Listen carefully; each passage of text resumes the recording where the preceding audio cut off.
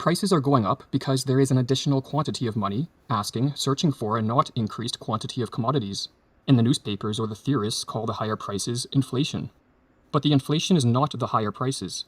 The inflation is the new money pumped into the market. It is this new money that then inflates the prices. Central banks have spent decades flooding the global economy with newly created money. We are told this policy, or what is called a monetary inflation, is needed to stimulate economic growth and to keep unemployment low. But like so many of the justifications that politicians and bureaucrats offer for their actions, this one is a lie. For as we will explore in this video, a rapid expansion of the money supply is economically destructive.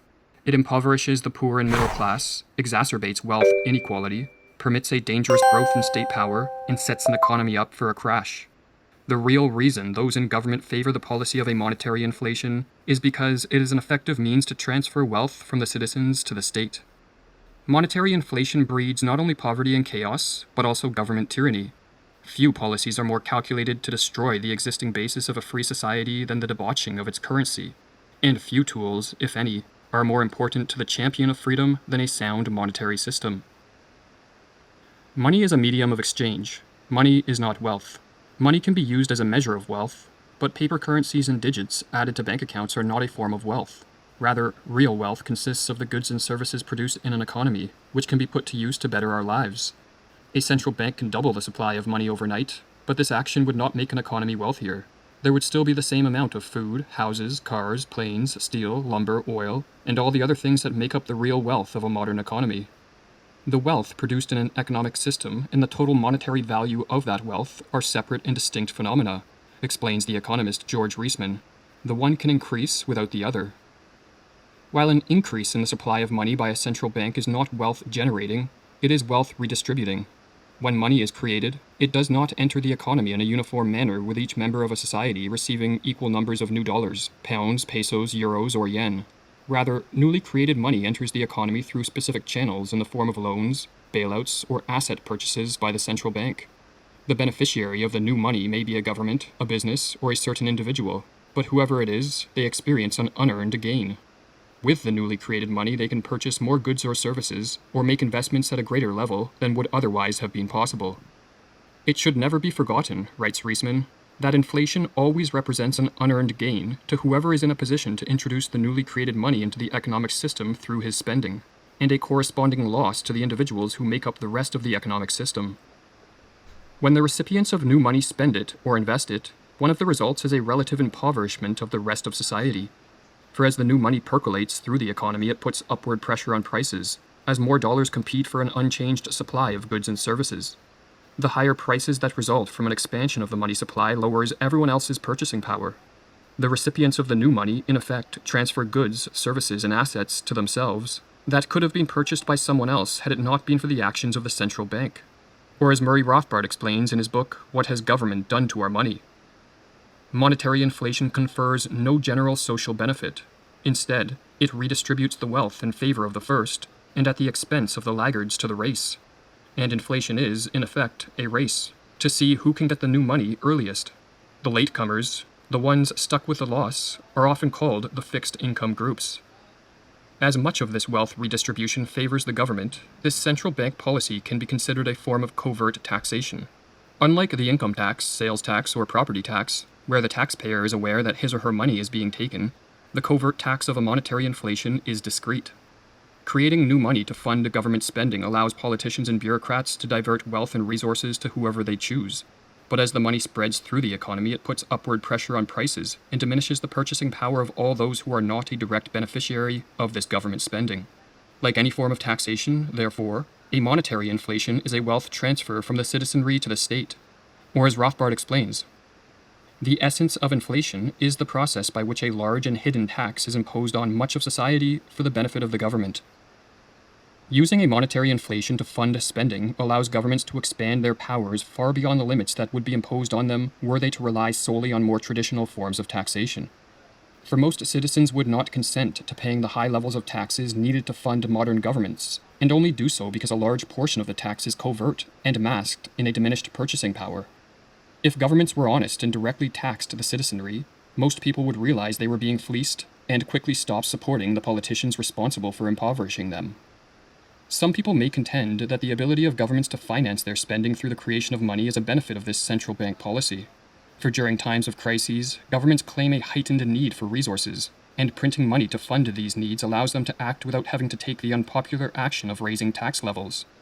But as Robert Murphy explains in his book, Understanding Money Mechanics, to claim that monetary inflation is needed to deal with a crisis really just means that the citizens of the countries involved wouldn't have tolerated the huge increases in explicit taxation.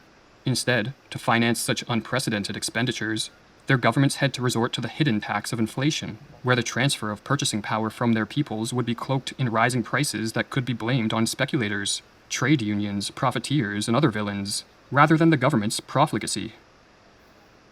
The insidious nature of a monetary inflation does not end here. It also drives wealth inequality.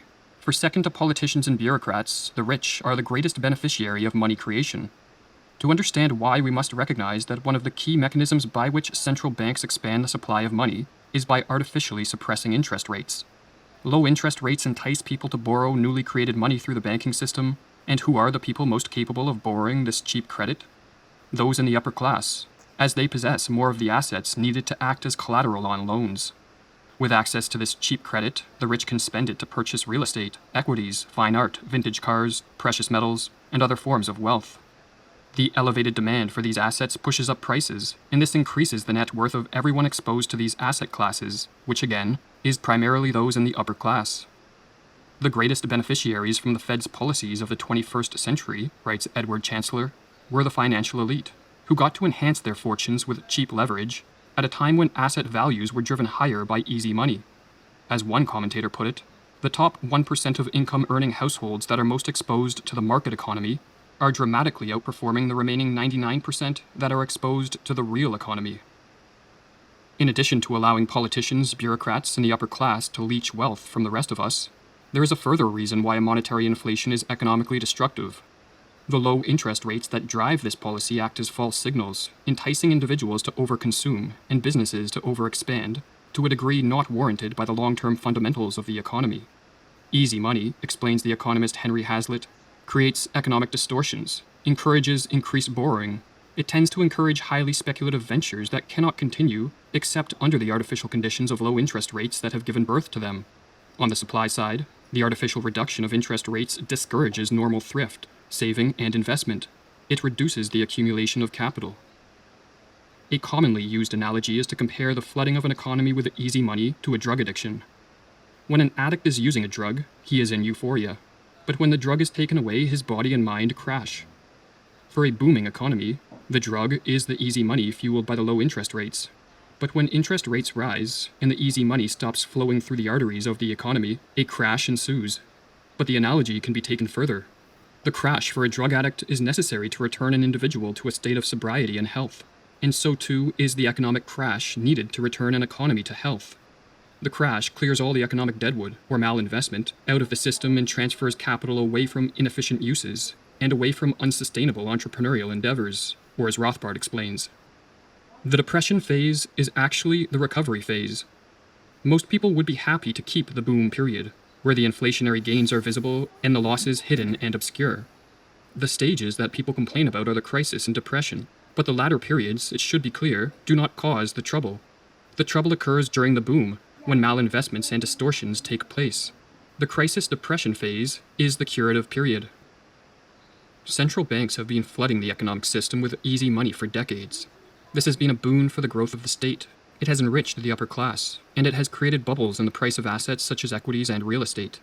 But in the process, it has impoverished the middle class and the poor, and we are now facing the menace of an accelerated rise in consumer prices. Central banks are trying to tame this increase in price levels by raising interest rates and tightening credit conditions. But with so much debt in our system, at an individual, corporate, and governmental level, a rise in interest rates threatens to collapse the house of cards upon which so much of the economy is built. Removing the drug of easy money, in other words, is setting us up for a crash. Will central banks keep fighting the rise in consumer prices with higher interest rates and allow a curative crash to unfold? Or will they follow the pattern of the past several decades, and at the first sign of a serious collapse in equity or real estate prices, cut interest rates once again? If they choose the latter, they will be flirting with fire. For as Ludwig von Mises explains, If once public opinion is convinced that the increase in the quantity of money will continue and never come to an end, and that consequently the price of all commodities and services will not cease to rise, everybody becomes eager to buy as much as possible and to restrict his cash holding to a minimum size. Everybody is anxious to swap his money against real goods, no matter whether he needs them or not, no matter how much money he has to pay for them. Within a very short time, the things which were used as money are no longer used as money. They become scrap paper.